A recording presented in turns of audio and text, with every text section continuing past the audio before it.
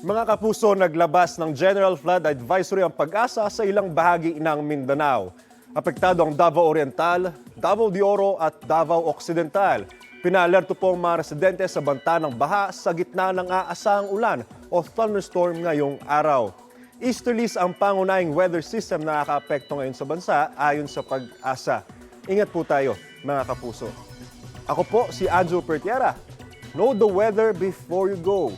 Para mag-safe lagi, mga kapuso.